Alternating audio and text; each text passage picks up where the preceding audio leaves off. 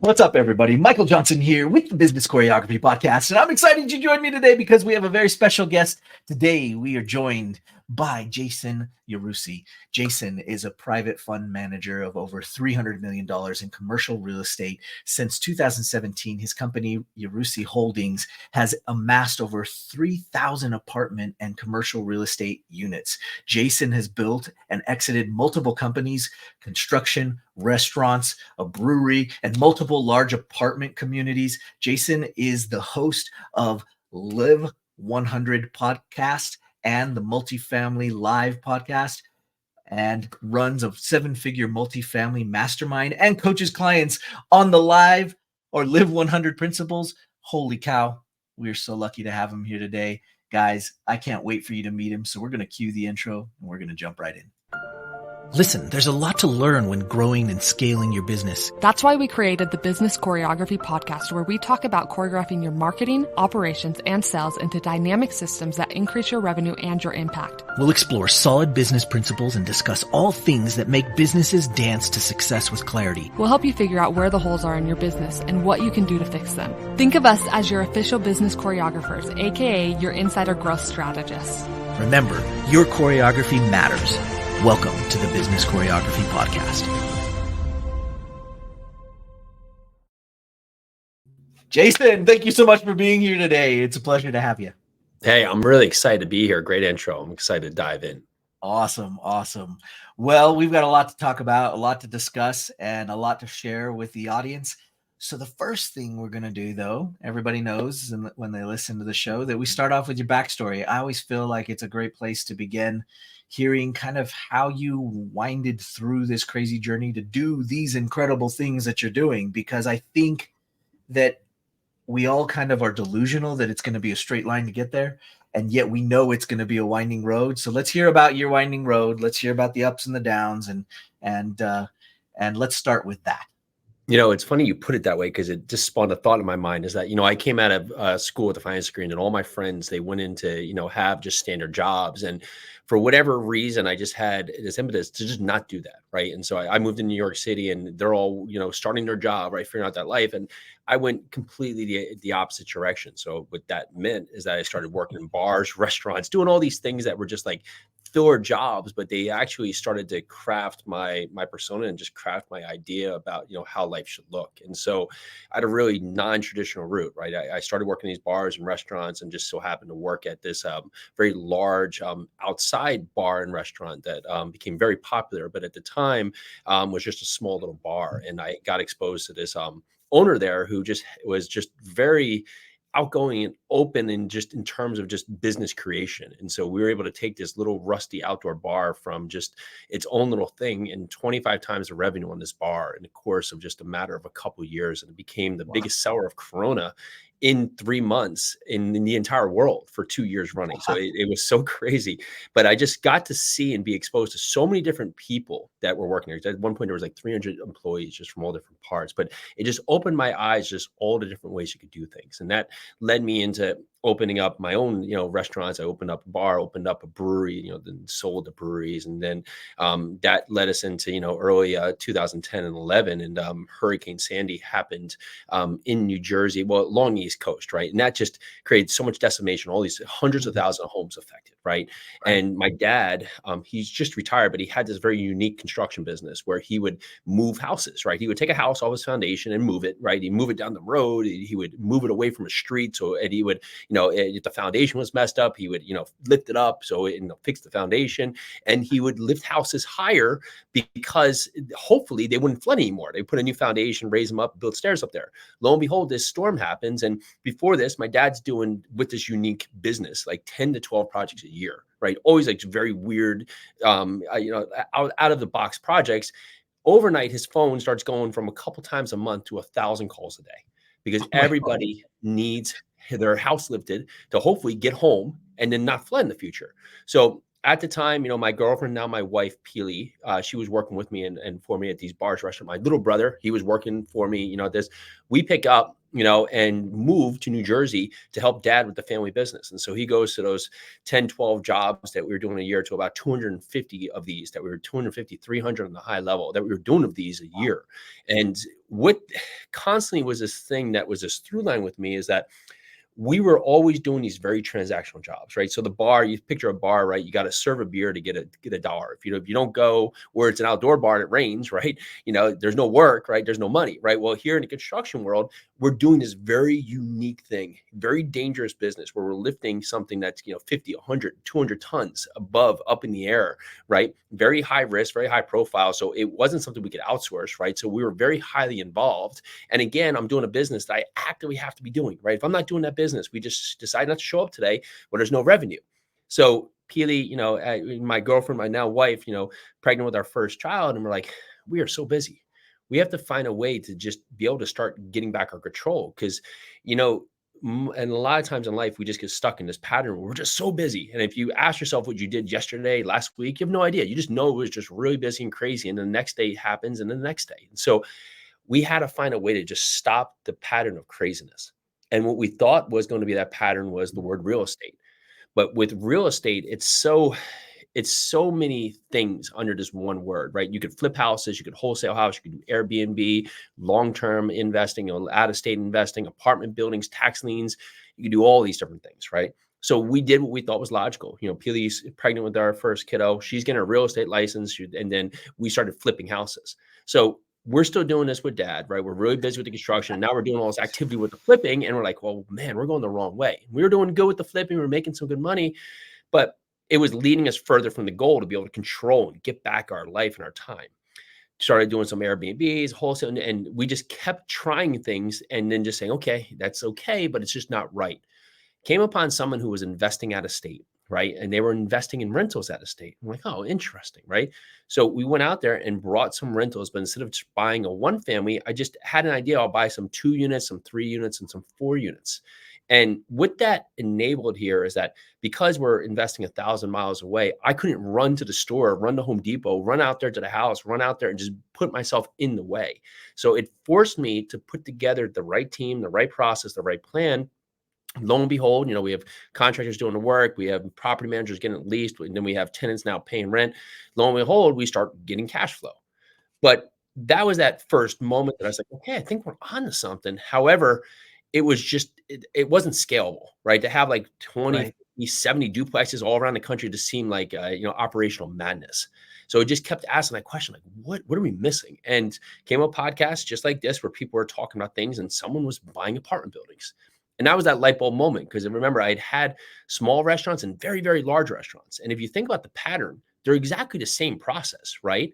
But Right. dinner's only from 5 to 7, 5 to 8, 6 to 8, right? So you can only have too many turns in a 12-seat restaurant. But if you have 100 seats, right, it's now on you that you can go and maximize on the economies of scale. So that light bulb went off and we sold off all the small properties, dove all in 2015, 16 to learn everything we could about large apartment investing. And in 2017, we bought our first property in Louisville, Kentucky. That was a 94 unit. So we brought that, did, phenomenal with the investment. And we've done close to about 27, 28 of them now in 7 different states. Wow. Wow. 94 unit building.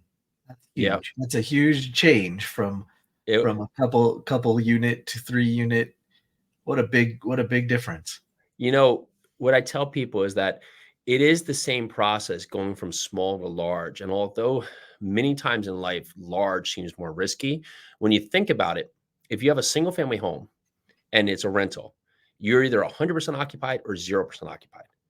And even if you're 100% occupied, you might be 0% economic occupied if they're not paying. You Right. only have one roof, you have one HVAC, you have one everything, right? So you're very reliant on that one tenant, that one source of income. And the bank's saying, well, this is really risky. So I have to look at you too and just make sure you have some financial wherewithal because if that tenant doesn't pay or you're not occupied, right? Well, now I'm at risk as the bank, right? Well, banks love the larger properties. Well, why is that? And why are all these big institutions go after larger properties? Because if I have 100 units and let's say I have 7 vacancies, right? Well, I still have 93 tenants that can come in there, that can pay rent, that can most notably, if I've purchased this correctly, be able to pay for all the expenses, cover the mortgage and create cash flow. And then it can also help me to cover, these one-time expenses, right? I have some windows that have to be replaced, or I have, an HVAC that goes, or I need to repairs to the roof. Well, I have 93 tenants that can help me to afford this. And because it's a large investment, I'm able to hire a team as part of this investment. So that single family or the two family or the six family, I can't have a full-time leasing person. I can't have a dedicated maintenance guy. I just can't afford it, right? I can't Right. afford to have that team buy the property. But when I get a larger property, right, the 94 unit, I have a whole leasing staff. I have a property management company. I have a 1.5 maintenance guys, right? So I have a whole team that's now dedicated to run that property. So it gets a lot more from an operational standpoint. It gets a lot more efficient and a lot more able for you to push the levers, right? There's only so Right. many things you can do on a single family house where, on that 94 unit, for instance, we actually went in there and did a water savings program because utilities, especially on these older properties that is a master meter, that's one of your biggest expenses is that your utilities, right? Older utilities. So we went in there, change out all the toilets, change out all the faucets, right? And add in aerators. We cut down our water bill by 30%. And Wow. if you look at the investment based on how they're usually valued on a cap rate, it ended up increasing the value by like changing toilets by about $350,000 at the time. So if you think about that, if you think about a flip or anything else, you go change your toilet, be like, oh, I changed my toilet. I'm going to charge you. How about you pay me $350,000, right? So you can do these on the bigger investments. You can do these small changes. And the cool thing about that is that really had no downward effect on the tenants. I made the property operate more efficiently, more valuable, and it didn't even talk about any of the income change we had. So it really had no downward effect on the tenant either. Wow.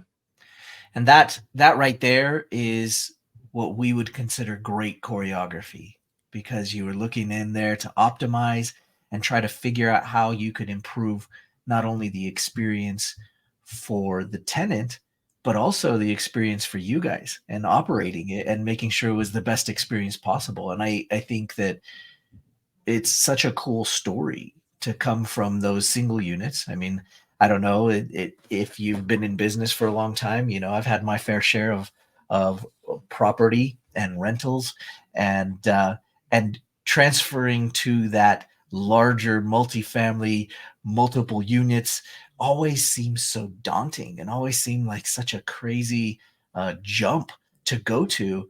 But when I hear stories like this, it kind of gets that real estate bug back in my heart again, going, oh wow, that's really cool. How cool did you do that? That's neat, because you optimized it and choreographed a great experience for all parties involved. That's incredible. Talk to me a little bit more about the this idea of live 100 and Yeah, how that all fits in with this journey and this path that you're on. And sure. because you clearly rocking the real estate space. I'll touch a little bit on some of the choreography. It's just interesting how you phrase that there, because we found that when a tenant has a new ownership coming in, right, their worst thing is that, oh, my rent's just going to go up, right? And Right. so, but as you come in there, typically we've gone is that if we can make this a better place to live, right, we make this a better place to live, it's going to create more revenue. And that Right. more revenue is going to create a bigger bottom line, which is going to create a better experience for our investors. But it's also going to help the tenants, right? But if you go in there and just raise the rent, right? Well, the tenants, it's exactly their worst nightmare. But if you go in there and like, listen, I know that you have had deferred maintenance. We take care of it. We increase the curb appeal. We brighten the lights, make this a safer place, more part.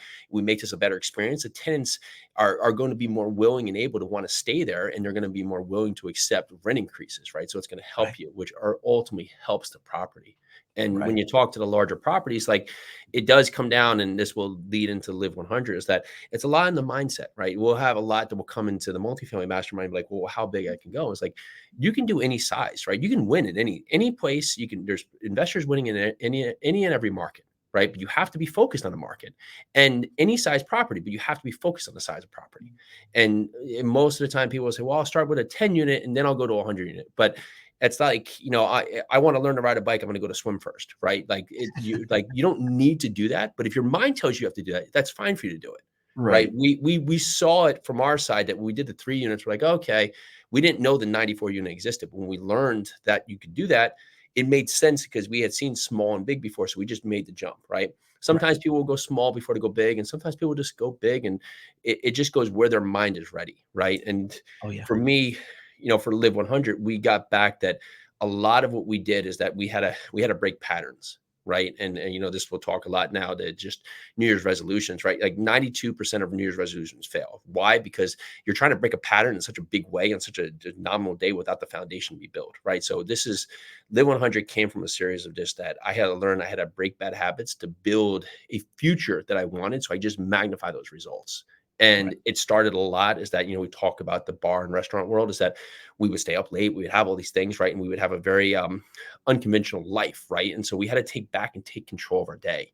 And that started by, I just had to repattern my life, right? Especially with young kids, I had to start getting up early. So I started getting up at 4:32 a.m., 4, 3, 2, 1 to go, right? I'd get up at 4:32 a.m., have my moment, I'd meditate, I'd work out, I'd have the time for myself in the morning. And what that did, it allowed me to take control back to my life. It was the pattern I had to break. So the day when it started, I had already created wins because, you're in business that when the day starts, it can go in 50 different ways. Right. And you have no control if you lead from just being out of control from the second you wake up into your day. And most, they wake up, they hit the snooze button, hit it again. Maybe they get up a couple minutes late, stub their toe because they're rushing, right? They eat something poor. They're rushing out. They're late for work. They get stuck in traffic, right? They're mad. They rush into work. They have 10 fires throughout the day. They get to the end of the day. They get stuck in traffic again, get home, have a beer, have something poor to eat because they don't feel like cooking, right? Go watch Netflix and say never again, right? And then the next day happens and the next day, and now it's a month, decade, 20 years down the road, right? Right. And you say, what just happened? And what just happened is that you've lost control is that, we think of time being against us, but we have control of our time. We just have to make the choices to break the patterns that maybe they did serve us at one point, but they no longer serve where you want to go, right? And you have a lot of high level listeners that are listening here that they want to change their outcome, right? But we'd be silly to think that we're going to change our outcome if we're still doing the same thing each and every day that's gotten to where we are. Right. Right. And so I had to change a lot of patterns, right? I had to do a lot of things to just make myself do things even when I don't want to. Right. So, I'll get up and I'll work out every day, regardless of how I feel, the weather, if I worked out like sore, I just do it every morning. Then do I want to do it every morning? No, absolutely not. But I just do it because it's put me in a position that it sets the stage for how the rest of my day will go and allows me to go in there and, not everything's perfect every day. And when I have won in the morning, I've at least created an outcome for myself that when the next thing happens, I have a clear mind and focused mind. I can go and lead in there. And we started Right. getting a lot of questions with really how we operated. And that's where Live 100 came to. We came with these three big foundational patterns of break, build, and magnify that have led to really 9 pillars of just being self-aware about who you are, creating your journey of who you want to be so you can find your greatness, so you can have intentional execution and just be uncomfortably brave to where you want to go. And then so that allows you to accelerate your growth. And so you can have the rise that we all deserve to have, right? We all deserve to have the life we want. And most of the time we're looking outwards of why we don't have it. When in fact, if we can just turn it and start to look inwards, we start to become the person that we're meant to be. And not only does it help us, but it helps everyone behind us, in front of us, and surrounding us to have the lives they want to. Right. Tell us a little bit about the show and how that's run Yeah. and really the kind of the guts of it, so that everybody knows that they should go listen.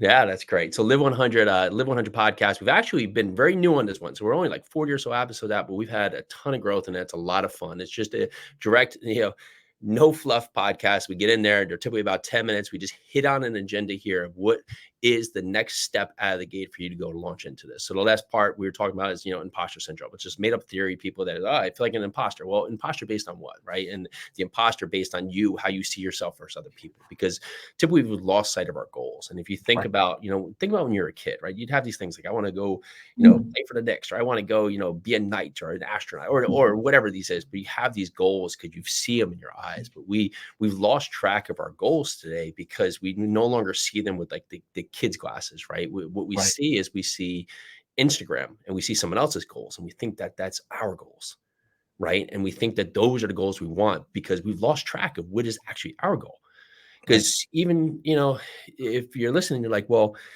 I want to make $1 million. Okay, that's a fantastic goal. But if I was to ask you why, do you have a clear answer? Because many times people will set numerical goals, but there's no backing behind them. Right. All right, I want to have financial freedom. What does that mean? And I want to have $1 million. Well, does that give you financial freedom? And when you break down the goal, someone could have $12,000 of cash flow, of just recurring cash flow a month and have the life they want. And they're out here having this big dream of making $1 million. Well, okay, well, let's break it down. What do you actually need and what do you actually want? Would you rather have $12,000 a month and you get to travel as much as you want, have all the free time, you work 2 hours a day, or do you want to, go for $1 million? You don't know why, but you're going to work 23 hours a day and have no life, and not see your friends, not see your family, and not have any part, right? So if we get back to the pattern of just discovering our goals, right? That's what Live 100 came to. It's the part where if you don't have the fitness, if you don't have the focus, you don't have the faith, if you don't have just the relationships you want, you don't have the deep pockets you want, this is the place you can come Live 100. And we're going to talk about the patterns that we can break together to build the future that we deserve to have so we can get the results that we want. Love that. I think it's so important. And part of why we wanted to have you on the show is because we spend a lot of time, of course, it's the namesake. We talk about business choreography, but I think it's easy to overlook the fact that we have to choreograph all parts of our business. And that includes our personal life. It includes, like you just said, why we're doing this. And if you don't choreograph that portion of it, you may end up with this great business and your life sucks. And that's not really what you did it for. That's not why you got into it. And if you don't decide, well, the rest of the world will decide for you. And so it's really easy to get lost in that. So I think this is super important. And working on this allows you to get in and start to consciously choreograph your life and your way of doing it that's going to fit best with your why and really be able to guide you on that path. Now, I would imagine along the way, they're going to get some information about all the cool things that you've done in real estate too, because you also have a real estate podcast as well. I forgot already the name. No, so Multifamily Live. We Multifamily talk a Live. lot of multifamily, but it is really well said to be conscious about what you're doing, right? And so that bar that went from 25 times revenue, create all those Coronas. There was a guy in there, and his name was John, right? Well, John, he was a homeless guy, and one night he walked out in all hours of the night. It was like 3 a.m, right? We have all these bottles scattered on this outdoor bar, right? And every night, because of just the nature of the bar being crazy and shutting down, whatever, the owner had a horrible time finding porters who would just clean up after. Well, this guy shows up, right? And he was aware. He's like, I'm a homeless guy, right? But I will show up every night and pick up these bottles for you. And I was like, what would it cost? Like, no, I'll just do that. I just want to do that. Right. So he starts doing this, shows up every night, starts showing up every season. Right. Lo and behold, now it's not only him, there's a couple other people out there, and he's taking these Coronas and putting them in cases, right, and taking them away. Right. And he's going recycling them. Right. Well, he creates this business because he found someone else's problem. Right. He started to create this solution. Well, years later, I'd left, moved to the bar. I'm in the subway, and this just fantastically well-dressed guy is walking down the thing, and you're in the subway, it's hot. Have you ever been in New York City, right? It's just miserable, right? And lo and behold, there's this guy just dressed in the nines. I look up, and who is it? It's John, and his nickname was Bottle John, right? Well, John had created such a successful life. He's got himself off the streets. He had now had a home, and he had his home. He's got his family back in home up in Upper Manhattan, right? He had changed the story of his life by just being conscious of who he was, but not being happy with where he was. And he was no longer going to say, what was me? He found someone else who had a problem. And he went out there and he created a solution, but he also did exactly what he said he was going to do. He said, I'm going to show up. And all hours of the night, guy would just show up. And he had no idea that this bar was going to turn into this crazy place where those couple of cases that he'd clean up every night would be a couple thousand cases every weekend, right? That he'd go, and he did this, and he started to create a team, create a business. And now he grew that business to help other people who had the same problem, right? So he was just conscious about, him, his story, his life, but he wasn't settled on where he was. He knew he wanted more, and he didn't know how he was going to get there, but he knew if he would just show up and be diligent to what he wanted to do, that the future could be brighter, and end up being brighter because he was conscious about what he wanted and creating an outcome, right, that got him to the level that he deserved to be at. I love that. So powerful. And I think it really does lend itself to being focused on your outcome and your goal, like you're saying. And that takes work. It takes a little effort, and you got to start. Sometimes you got to start from where you were talking about earlier, where maybe you've hit the snooze button one too many times and you've just gotten in the habit. And now it's about setting up those